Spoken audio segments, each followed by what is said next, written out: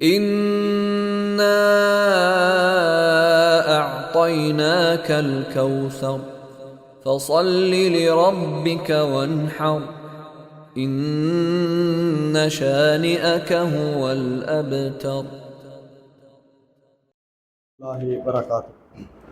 إن الحمد لله نحمده ونستعينه ونستغفره ونؤمن به ونتوكل عليه. أعوذ بالله من شرور أنفسنا من سيئات أعمالنا من يهده الله فلا مضل له ومن يضلل فلا هادي له. أشهد أن لا إله إلا الله وحده لا شريك له وأشهد أن محمدا عبده ورسوله أما بعد.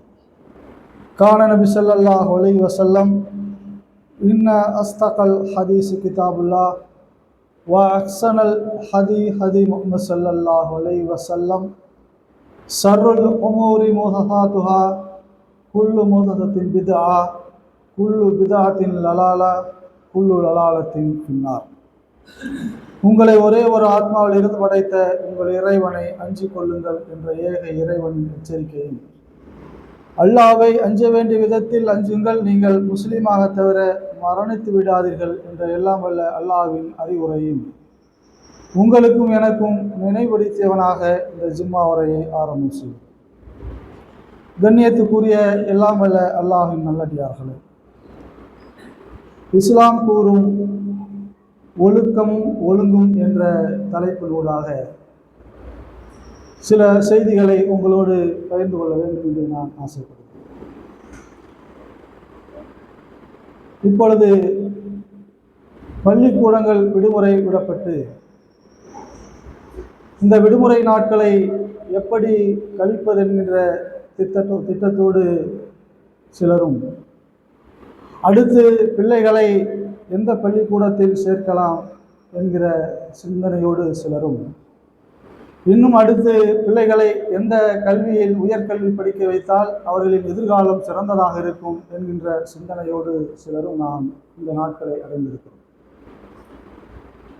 மிக பிரதானமாக இந்த சிந்தனைகளும் இந்த திட்டங்களும் இதையெல்லாம் எதன் அடிப்படையில் நாம் செயல்படுத்தினால் முஸ்லீமாக நாம் இந்த உலகிலும் நாளை மறுமையிலும் நம்மால் வெற்றி பெற முடியும் என்கிற சிந்தனை இந்த நேரத்தில் நமக்கு வேண்டும் என்பதற்காக இந்த செய்தியை உங்களோடு நான் பகிர்ந்து கொள்ள வேண்டும் என்று ஆசைப்படுகிறேன். இஸ்லாம் பல ஒழுங்குகளை நமக்கு கற்றுக் கொடுத்திருக்கிறது. எல்லாவற்றுக்குமான ஒழுங்குகளை நமக்கு இஸ்லாம் கற்றுக் கொடுத்திருக்கிறது. நீங்கள் தூங்க செல்கிற போது அதற்கென்று சில ஒழுங்குகளை இஸ்லாம் கற்றுக் கொடுக்கிறது. தூங்கி எழுந்தவுடன் எப்படி எழ வேண்டும் என்கின்ற ஒழுங்கை கற்றுக் கொடுக்கிறது. எழுந்தவுடன் நீங்கள் கழிவறைக்கு செல்ல வேண்டும் என்ற எப்படி செல்ல வேண்டும் என்ற ஒழுங்கை கூட நமக்கு கற்றுக் கொடுக்கிறது. அதே போல குளிப்பின் ஒழுங்குகள், ஆடை உடுத்துதலின் ஒழுங்குகள், நீங்கள் வீட்டை விட்டு வெளியே செல்கிற ஒழுங்குகள், பேச்சின் ஒழுங்குகள், கணவன் மனைவியோடு மனைவி கணவனோடு எப்படி நடந்து கொள்ள வேண்டும் என்கின்ற ஒழுங்குகள், உறவுகளோடு எப்படி நடந்து கொள்ள வேண்டும் என்ற ஒழுங்குகள் என்று ஏராளமான ஒழுங்குகளை இஸ்லாம் நமக்கு சொல்லிக் கொடுக்கிறது. எல்லாவற்றையும் ஒரு ஒழுங்கோடு நமக்கு இஸ்லாம் சொல்லிக் கொடுக்கிறது. இதில் நீங்கள் பிரதானமாக சிந்திக்க வேண்டிய ஒரு விஷயம் என்னவென்று சொன்னால், இந்த எல்லா ஒழுங்குகளையும் ஒருங்கே அதை எப்படி செயல்படுத்த வேண்டும் என்கிறதை தாண்டி நேரம் என்கின்ற ஒரு ஒழுங்கை நீங்கள் சரியான முறையிலே பின்பற்றுகிற போதுதான் எல்லா ஒழுங்குகளும் சிறப்பாக சீராக அமையும் என்ற ஒரு சிந்தனையை நாம் உள்ளத்திலே ஆழமாக பதிவு வைத்துக் கொள்ள வேண்டும். இந்த நேர ஒழுங்கை நாம் சரியாக பயன்படுத்தாதன் விளைவு எத்தனை பெரிய பாதிப்புகளை நாம் சந்தித்துக் கொண்டிருக்கிறோம். வெறுமனே இந்த உலகத்தில் வாழ்கிறோம். இஸ்லாம் நமக்கு எப்படி இந்த ஒழுங்கை கற்றுக் கொடுக்கிறது என்று சொன்னால், ஒரு மூமினுக்கு பருவ வயதை அடைந்ததிலிருந்து அந்த அற்புதமான ஒழுங்கை கற்றுக் கொடுக்கிறது. 5 நேர தொழுகையை இறைவன் சொல்கிற போது என்ன சொல்றான்? இன்ன சலாத்த கான அனல் முஃமினீன் கிதாபன் மௌகூகா. ஒரு மூமினுக்கு நம்பிக்கை கொண்டவர்களுக்கு நேரம் குறிக்கப்பட்ட கடமை தொழுகை. அல்லாஹ் சொல்றான். தொழுகையிலிருந்து நமக்கு இறைவன் எதை ஆரம்பிக்கிறான்னு சொன்னால், நேரத்தின் அருமையை, நேரத்தின் பொறுமதியை, நேரத்தின் ஒழுங்கை இறைவன் நமக்கு கற்றுக் கொடுக்கிறார். நீங்கள் 5 நேர தொழுகை அதற்கென்று குறிக்கப்பட்ட நேரத்தில் தொழுவதுதான் சிறப்பு. அதுதான் உங்களுக்கான வாழ்க்கைக்கான திட்டம். அதுதான் உங்கள் வாழ்க்கையை சிறப்பாக கொண்டு செல்வதற்கான செயல்.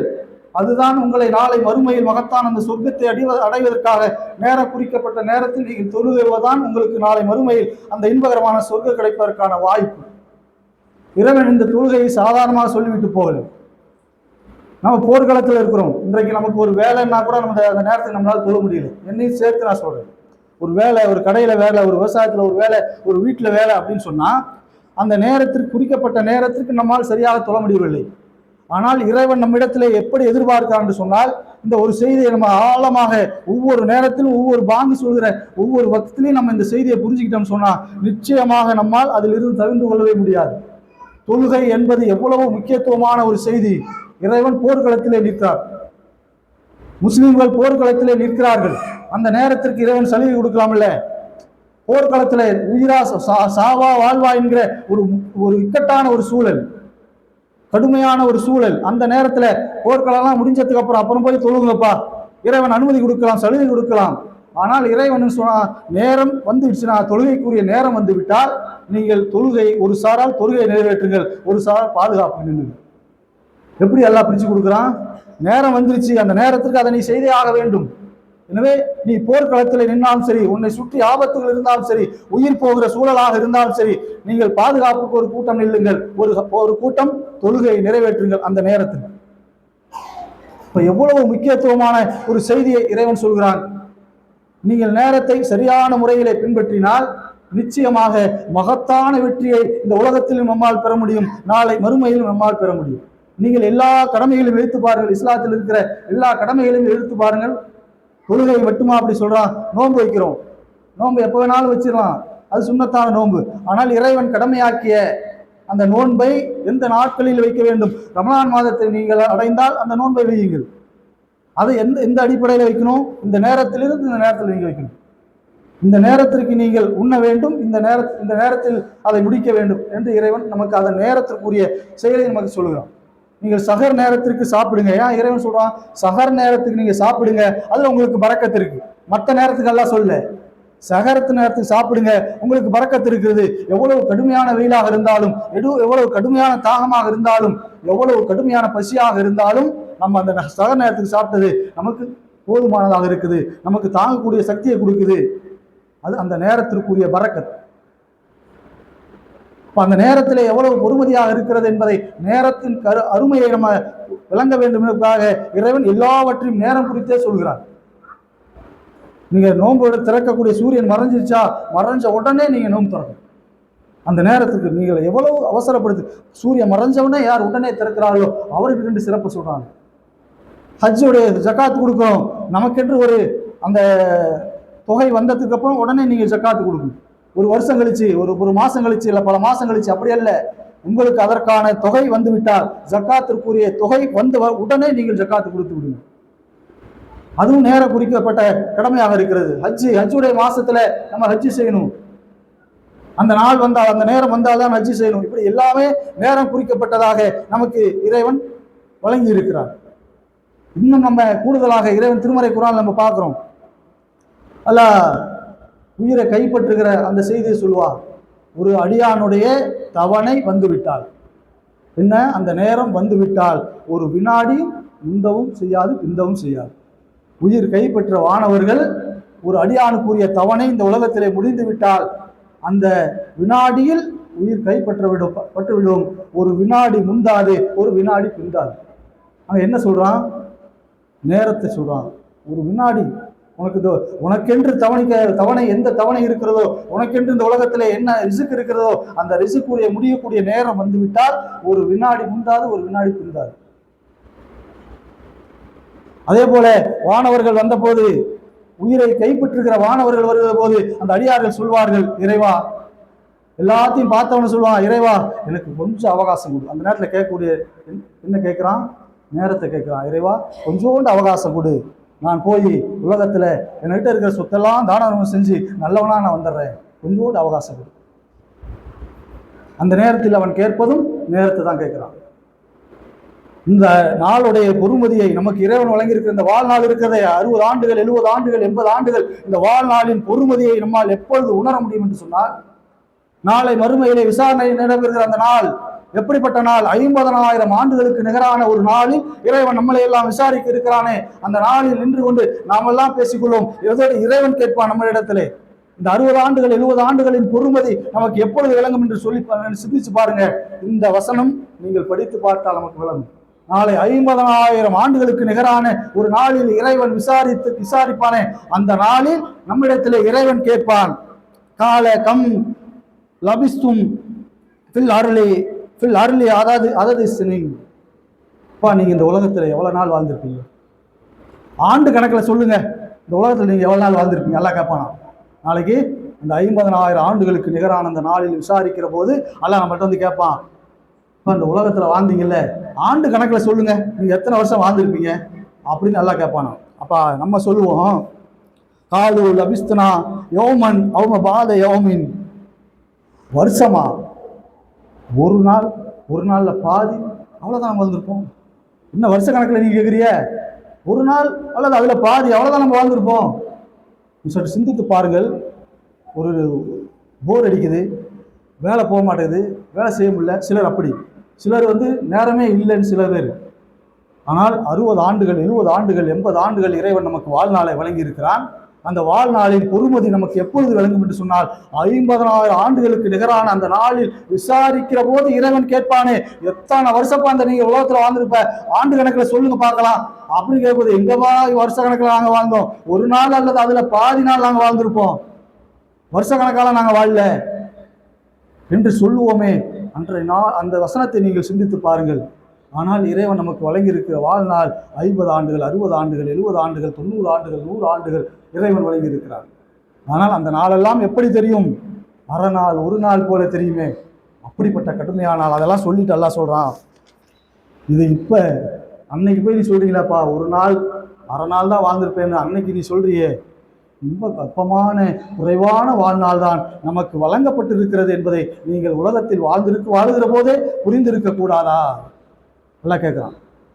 இப்போ சொல்றியாப்பா ஒரு நாள் அதுல பாதி நாள் வாழ்ந்திருப்பேன் நீ சொல்றியே, இது நீ உலகத்துல வாழுகிற போதே உனக்கு புரிந்திருக்க கூடாதா? நீ உலகத்துல வாழும் போது எப்படி நீ வாழ்ந்த? நமக்கு வழங்கிருக்கப்பட்டிருக்க வாழ்நாள் சொத்து சேர்ப்பதற்கும் செல்வம் சேர்ப்பதற்கும் பிள்ளைகளை சிறப்பாக வளர்ப்பதற்கும் பிள்ளைகளின் எதிர்காலத்திற்காகவும் அப்படித்தானே நீ வாழ்ந்துட்டு இருந்த? நம்ம இடத்திலே மீண்டும் வரமாட்டோம் என்ற சிந்தனையோடு வாழ்ந்து கொண்டிருந்தாயா? இந்த சிந்தனை உனக்கு அன்னைக்கே வந்திருக்கேன்பா. உலகத்துல வாழும் போது, உயிரோடு வாழ்கிற போது உனக்கு 60 ஆண்டுகள் 70 ஆண்டுகள் 80 ஆண்டுகள் நான் வாழ்நாள் வழங்கிய அந்த நாளிலே உனக்கு புரிந்திருக்க வேண்டும். என்னன்னு? இது அற்பமான வாழ்நாள், மிக குறைவான வாழ்நாள், அரை நாள் ஒரு நாள் போல தெரியக்கூடிய ஒரு வாழ்நாள் எப்படின்னு உனக்கு இந்த உலகத்துல வாழும் போதே புரிந்திருக்கணுமே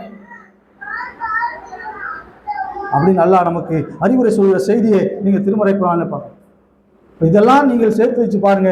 நமக்கு இறைவன் வழங்கி இருக்கிற வாழ்நாள் ரொம்ப அற்பமான சொற்பமான ஒரு வாழ்நாள். இந்த வாழ்நாளை திட்டத்தோடு நமக்கு வழங்கப்பட்டிருக்க இந்த நேரத்தை திட்டமிட்ட அடிப்படையிலே நாம் செயல்படுத்தவில்லை என்று சொன்னால் மிகப்பெரிய நஷ்டத்தை நாம் சந்திக்க வேண்டியது. நீங்க இது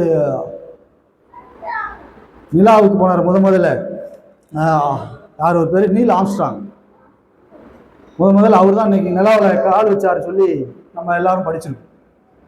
இன்றைக்கு உலகம் பூரா அந்த செய்தி நமக்கு சொல்றான். மிக பிரமிப்பான ஒரு செய்தி. இன்றைக்கு அது வேணா சாதாரணமா இருக்கலாம். அன்னைக்கு ஆரம்பத்துல ஒரு விண்வெளியில போய் ஒரு ஆகாயத்துல போய் ஒரு நிலவில போய் கால் வைக்கணும்னா சாதாரண செய்தி இல்லை, ரொம்ப பிரம்மாண்டமான ஒரு செய்தி. அது முதல்ல அந்த மனிதன் கால் வைத்தான். இன்னைக்கு எத்தனை ஆண்டுகள் கடந்து போனோம்னா அவர் பேரை நம்ம சொல்லிட்டு இருக்கோம் இல்லையா? ஆனால் அந்த இடத்திலே ஒரு வரலாற்று செய்தி என்ன சொன்னா 2 பேர் போறாங்க. ஒருத்தர் ஆல்ட்ரிங்கிறவர் தான் பைலட், முக்கியமான ஆள். அவர் தான் நிலவுல முதல்ல கால் வைக்கணுங்கிற திட்டத்தோட போறாங்க. 2 பேர் போறாங்க. ஆல்ட்ரின் தான் பைலட்டு, நீல் ஆம்ஸ்ட்ராங் தான் துணை பைலட். 2 பேர் போறாங்க. போன உடனே அங்க விண்வெளி ஆராய்ச்சி மையத்திலிருந்து அவருக்கு நிலவுல போன உடனே ஆர்டர் வருது, இறங்குங்க. ஆர்டர் வருது யாருக்கு? ஆல்ட்ரின்கிறவர் தான் பைலட்டு, அவர் தான் முதல்ல இறங்கணும். அவருக்கு ஆர்டர் வருது, இறங்குங்க, நிலாவில் இறங்குங்கன்னு சொல்லி. அவருக்கு கொஞ்ச நேரம் யோசிக்கிறாரு. புதிய இடத்துக்கு வந்திருக்கோம், ஆகாயத்துல கீழே என்ன இருக்குன்னு தெரியாது, இறங்கினா ஏதோ ஆயிடுச்சுன்னா என்ன ஆகுது அப்படின்னு யோசிக்கிறார். யோசிக்கிற அந்த நேரத்தில் அடுத்த கமாண்ட் வருது, அடுத்த துணை பைலட் இறங்கு அப்படின்னு. அவரெல்லாம் யோசிக்கவே இல்லை, டக்குன்னு இறங்கிட்டார். யாரு? நீல் ஆம்ஸ்ட்ராங் இறங்கிட்டார். இன்றைக்கு வரலாற்றில் இடம் பிடித்திருக்கக்கூடிய நீல் ஆம்ஸ்ட்ராங் நேரத்தின் அருமை கருதி அவர் உடனே இறங்கியதின் விளைவு இன்றைக்கு உலகமே போற்றுகிற, உலகமே பேர் சொல்கிற ஒரு மனிதராக இருக்கிறார் என்று சொன்னால் அந்த நேரத்தை அவர் சரியாக பயன்படுத்தியதின் விளைவு. நமக்கெல்லாம் தெரியும் உசைன் போல்ட், பிள்ளைங்களா இருக்கிறீங்க. உசைன் போல்ட்ங்கிறவர் ஒலிம்பிக்ல ஏராளமாக சம்பாதித்து தங்கப்பதக்கம் வென்றிருக்கக்கூடிய ஒருவர். அவர் எவ்வளவு ஓடி இருக்காருன்னு சொன்னா 155 வினாடி. அவர் மொத்தம் ஓடின பந்தயத்தில் ஓடின நிமிடங்கள் எவ்வளோன்னு பார்த்தோன்னா மொத்தமே 155 வினாடிகள் தான் ஓடி இருக்காராம். எவ்வளோ நேரம் ஆகுது? 2.5 மணி நேரம். அவர் சம்பாதிச்ச தொகை எவ்வளோ தெரியுமா? $199 பில்லியன். அவர் சம்பாதிச்ச தொகை எவ்வளவு? அவர் அதற்காக ஓடிய நாட்கள், இந்த $199 பில்லியன் சம்பாதிப்பதற்காக அவர் ஓடிய ஓட்டம் எவ்வளவுன்னு சொன்னா வெறும் 2.5 மணி நேரம். பல போட்டிகளை கலந்திருக்காரு. அவர் ஓடியது 2.5 மணி நேரம் தான் ஓடி இருக்காரு. ஆனால் $199 பில்லியன் சம்பாதித்திருக்கிறார். இதற்காக அவர் உழைத்தது 25 ஆண்டுகள் அவர் உழைத்திருக்கிறார் சொல்றா அவர் வரலாறு. 25 ஆண்டுகள் ஓடி இருக்கிறாரு. ஆனால் அந்த $199 பில்லியன் சம்பாதிப்பாக அவர் ஓடிய ஓட்டம் வெறும் 2.5 நிமிடங்கள், 2.5 மணி நேரங்கள்.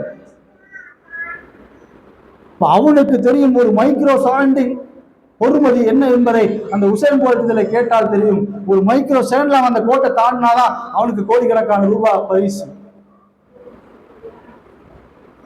அந்த நேரத்தின் அருமை தெரியாமல், நேரத்தின் பொறுமதி தெரியாமல், இன்னைக்கு நேரத்தை பத்தி பேசணும்னு தலைப்பு எடுத்துட்டு நானே 2 நிமிஷம் லேட்டா போச்சு, 2 நிமிஷம் லேட் ஆயிடுச்சு ஜிம்மாவுக்கு. இவ்வளவு நாள் இல்லை, ஆனா இன்னைக்கு இந்த நேரத்தை பத்தி பேசணும் இன்னைக்கு எனக்கே 2 நிமிஷம் லேட் ஆயிடுச்சு. ஆனால் திட்டமிடுதல், குடும்பத்தோடு சேர்ந்து திட்டமிடுதல் என்பது ரொம்ப முக்கியமான விஷயம்.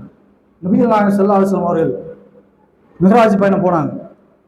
அதை தேடி நம்ம அந்த நேரத்தை பயன்படுத்தி எப்படி பயன்படுத்தினா, ஒரு செயலை செய்கிறோம், அந்த செயலை நேரத்தை கருதி தொடர்ந்து செஞ்சால் மட்டும்தான் நம்மால் வெற்றி பெற முடியும். ஒரு நாளைக்கு செய்கிறோம், ஒரு நாளைக்கு 5 மணிக்கு ஃபஜ்ருக்கு வரோம்னா அடுத்த நாள் வரல, இல்லை அவர் ஒரு வாரம் கழிச்சு வரோம், அதுல பிரயோஜனமே இல்லை. நம்ம பெரும்பாலும் இப்போ லீவ் விட்டாங்க, என்ன நடக்குதுன்னு சொன்னா லீவு இல்லாமல் நிம்மதியாக தூங்குவோம். காலையில் 10 மணி 11 மணி 12 மணி வரலாம் நம்மளும் தூங்குவோம், பெற்றவங்களும் தூங்குவோம், பிள்ளைகளும் தூங்குவோம். இதுதான் பெரிய திட்டம்.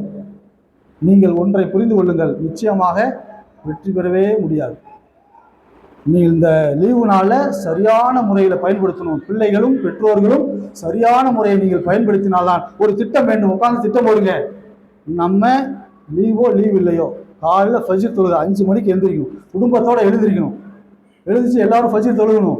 ஃபஜ்ர் தொழுதுக்கு அப்புறம் ஒரு குரான் ஓதுறதோ, அல்லது ஒரு டெய்லி ஒரு 2 வசனம் 3 வசனம் மனப்பாடம் பண்றதோ, அல்லது ஒரு பக்கம் குரான் படிக்கிறதோ, அல்லது தமிழினுடைய குரானை படித்து ஒரே ஒரு வசனத்தை படித்து அதனுடைய அதனை ஆழமாக புரிந்து சிந்தித்து இது என்ன சொல்லுது ஏது சொல்லுது என்று புரிந்து நீங்கள் செயல்படுத்தினால் மட்டும்தான் நம்மையும் நம் குடும்பத்தையும் ஒரு சிறந்த குடும்பமாக வளர்க்கணும். நம்ம படிப்புல அந்த படிப்பு படிச்சா நல்லது, இந்த படிப்பு படிச்சா, நீங்கள் எவ்வளவு வேண்டுமானாலும் படிக்க வைங்க, எவ்வளவு உயர்ந்த படிப்பு வேணாலும் படிக்க வைங்க. ஆனால் ஒழுக்கம் இல்லாத எந்த கல்வியும் உலகத்திற்கு உதவவே உதவாது, நாளைக்கு மறுமைக்கும் உதவாது. இன்னைக்கு படித்தவர்கள், பெரும்பெரும் படிப்பு படித்தவர்கள் ஒழுக்கம் கெட்டவர்களாக திரிகிறார்கள், சீர்கெட்டவர்களாக திரிகிறார்கள். ஒரு பெற்றோரை எப்படி கவனிக்க வேண்டும் என்ற அந்த பொது புத்தி கூட இல்லாதவர்களாக இருக்கிறார்கள். அது முஸ்லிம்களும் சேர்ந்து இருக்கிறார்கள்.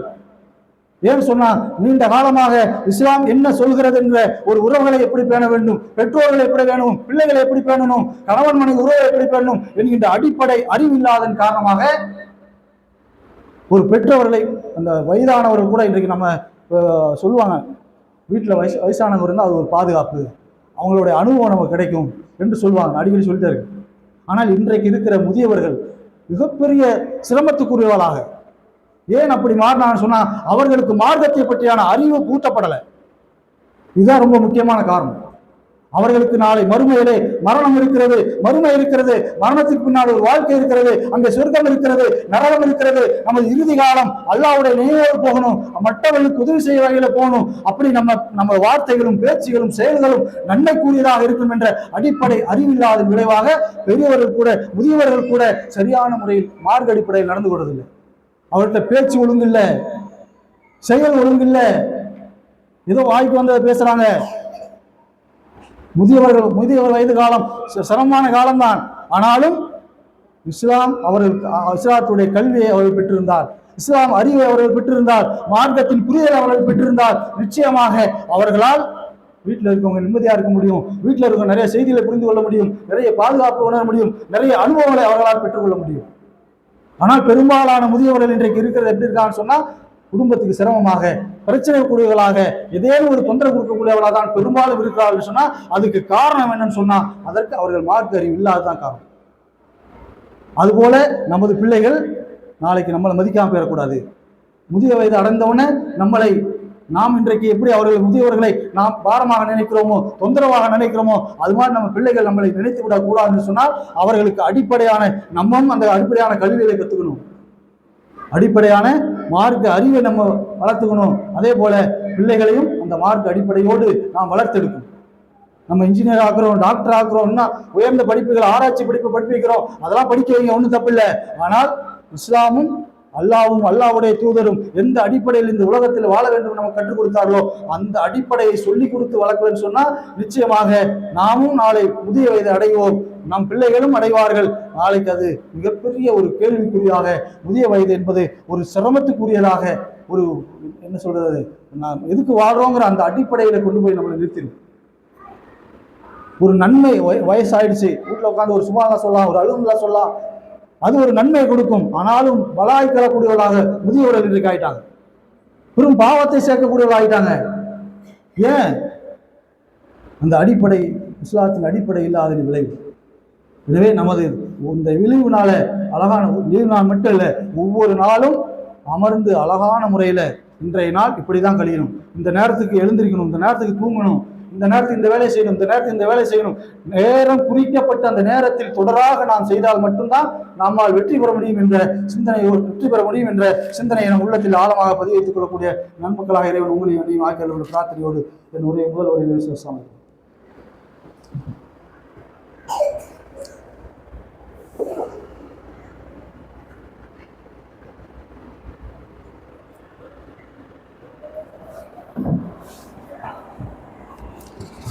அல்ஹம்துலில்லாஹி ரப்பில் ஆலமீன் வஸ்ஸலாத்து வஸ்ஸலாமு காத்தமில் அன்பியாய் வல் முர்சலீன். கண்ணியத்துக்குரிய எல்லாம் வல்ல அல்லாஹ்வின் நல்லடியார்கள், எந்த ஒரு காரியமாக இருந்தாலும் திட்டமிட்டு அதை தொடர்ந்து செய்வதில் தான் நமது வெற்றி இருக்கிறது என்பதை சற்று ஆழமாக புரிந்து, பெரும்பாலும் இஸ்லாம் கற்றுக் கொடுக்கக்கூடிய நேர மேலாண்மை, இந்த நேரத்துக்கு இதை செய்யணும், இந்த நேரத்துக்கு இதை செய்யணும், அதை தொடர்ந்து செய்யணும். இதை நீங்கள் செயல்படுத்தாத வரை நிச்சயமாக இந்த உலகத்தில் நம்மால் நிம்மதியாக வாழ முடியாது, சிறப்பாக வாழ முடியாது, நாளை மறுமையிலும் நம்மால் நிம்மதியாக வாழ முடியாது என்பதை ஆழமாக புரிந்து கொள்ள வேண்டும். நபிகள் நாயகம் ஸல்லல்லாஹு அலைஹி வஸல்லம் அவர்கள் மிஹராஜ் பயணம் போகிறாங்க. அந்த நேரத்தில் போயிட்டு வந்து பிலால் அவன்கிட்ட சொல்கிறாங்க, பிலால், சொர்க்கத்தில் உன்னுடைய காலடி ஓசையை கேட்டேன், செருப்பு ஓசையை கேட்டேன், அப்படி என்ன சிறப்பாக நீங்கள் செய்கிறீங்க என்று கேட்கிற போது பிலால் ரலியல்லாஹு சொன்னார்கள், நான் ஒன்றும் சிறப்பாக இதை செய்கிறதில்லையே, ஒரே ஒரு காரியத்தை செய்கிறேன். என்ன செய்கிறீங்க? நான் எப்பொழுது ஒழுவு செய்தாலும் 2 ரக்காயத்தை நான் தொழுதுருவேன். ஒருவேளை அது காரணமாக இருக்கலாம். நீங்கள் புரியணும் இந்த செய்தியை. உடனே ஒரு செய்தியை கேட்டுட்டு போயிடக்கூடாது, சற்று ஆழமாக புரியணும்.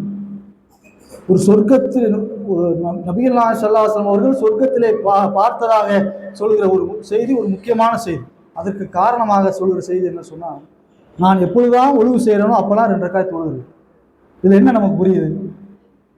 எந்த ஒரு செயலாக இருந்தாலும் சரி அதை தொடர்ந்து செய்யணும், குறிப்பிட்ட நேரத்தில் செய்யணும், அதற்கென்று நிர்ணயிக்கப்பட்ட நேரத்தில் நீங்கள் செஞ்சே ஆகும். அப்படி செஞ்சீங்கன்னா மட்டும்தான் நம்மால் வெற்றி பெற முடியும். இறைவன் திருமறை குர்ஆனில் சொல்கிறான், உங்களை நீங்கள் மாற்றிக்கொள்ளாத வரை இறைவன் உங்களை மாற்ற மாட்டார்.